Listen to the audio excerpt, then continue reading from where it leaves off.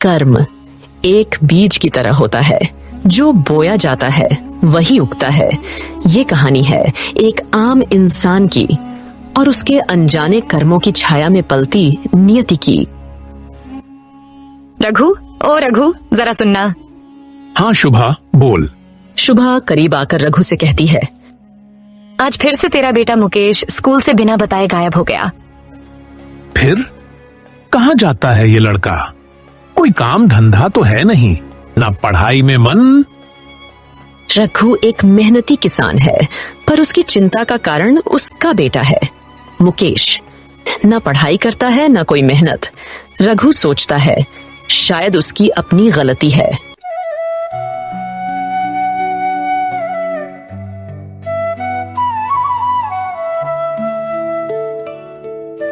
कहाँ था तू? दोस्तों के साथ था। क्या हुआ? मुकेश, जब तेरी उम्र का था, खेत में हल चलाता था। बारिश हो या धूप, घर चलाने का बोझ था मेरे सिर पर। तो कर लेते थे, मुझे मत घसीटो अपने बीते हुए कल में। बेटा पिता की बात नहीं समझता, और पिता बेटे की आंखों में गुस्से की जगह खालीपन देखता है। एक ऐसा खालीपन जो समय और संस्कार दोनों की दूरी से पैदा हुआ है।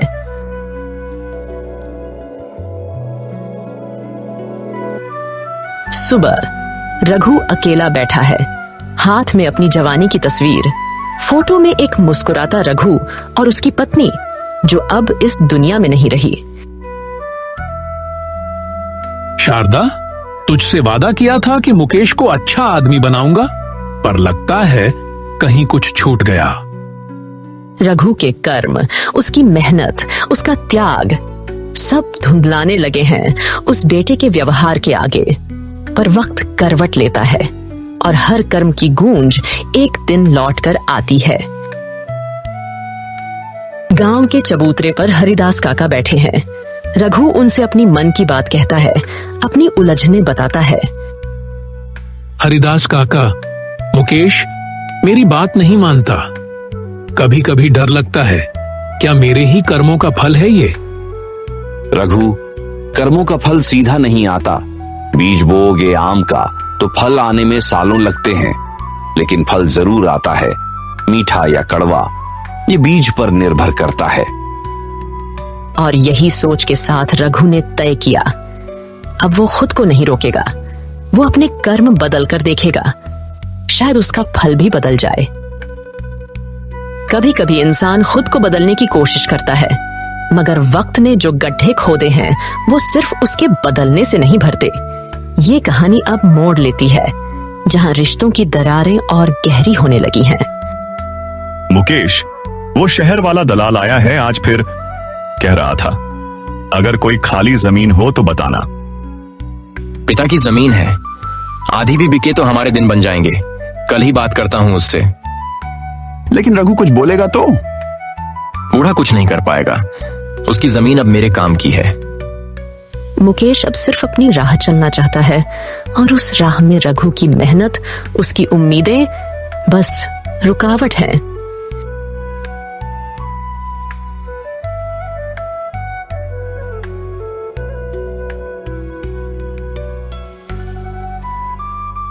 बैठ जा बेटा, भूख लगी होगी। मुझे कुछ बात करनी है। जमीन बेच दो। क्या कहा? मैं शहर जाना चाहता हूं, यहाँ कुछ नहीं है। ये खेत, ये बैल, ये मिट्टी मेरे काम की नहीं। ये मिट्टी मेरी माँ है मुकेश, और तेरी भी। तुझे जमीन बेचनी है या अपना खून? अगर तुमने नहीं बेची तो मैं बेच दूंगा। उस रात रघु ने रोटियां नहीं खाईं, बस खामोश बैठा रहा, दिए की लौ की तरह जो जलती तो है पर टिमटिमा कर।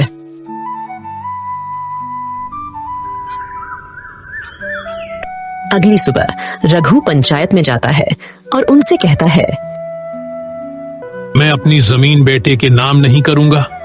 अगर वो बेचना चाहता है तो उसके लिए मेरे मरने का इंतजार करे। तेरा फैसला ठीक है रघु, पर लड़का बिगड़ रहा है।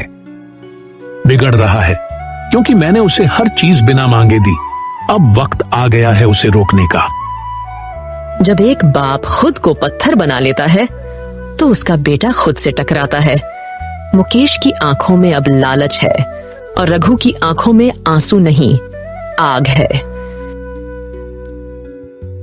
घर के पीछे की दीवार रघु अकेला बैठा है, कुछ सोच रहा है। मुकेश चुपके से उसके कागजात देखने की कोशिश करता है।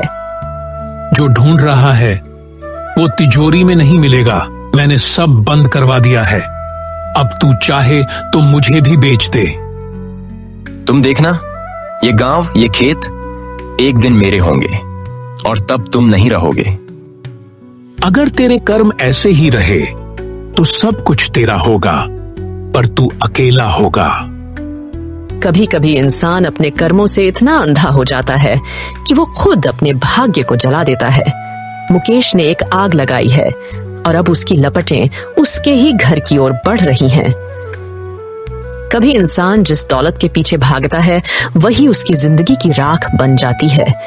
मुकेश की कहानी अब अपने अंतिम मोड़ पर है, जहां उसका हर किया हुआ कर्म उसके सामने आकर खड़ा है। तो तय रहा, आधी जमीन के कागज लेकर आ जाना। हम 1 हफ्ते में सौदा पक्का कर देंगे। हाँ, मैं देख लूंगा। अगर बाप बीच में आया तो हट जाएगा। आजकल तो बाप भी पैसों से डरता है। मुकेश अब वो रेखा पार करने वाला है जहां से वापसी नहीं होती, पर नियति ने उसकी राह में एक मोड़ रखा है।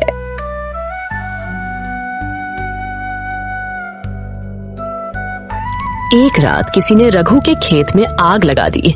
खेत जल रहे हैं। रघु रोते हुए दौड़ता है, बाल्टी लेकर आग बुझाने की कोशिश करता है। हे राम, मेरी मेहनत, मेरी माँ, कौन है जो ये सब जला रहा है? लोग इकट्ठा हो जाते हैं। कोई कहता है मुकेश को किसी ने खेत के पास देखा था। यह सुनकर रघु को काफी ज्यादा गुस्सा आता है। दूसरे दिन रघु पंचायत बुलाता है। मुकेश, क्या ये सच है कि तूने ही अपने बाप के खेत में आग लगाई? मैंने आग नहीं लगाई, मैं सिर्फ बेचने की बात कर रहा था। तूने आग नहीं लगाई मुकेश, पर बीज जरूर बोया था। और देख, आज वो बीज फल दे गया, राख का।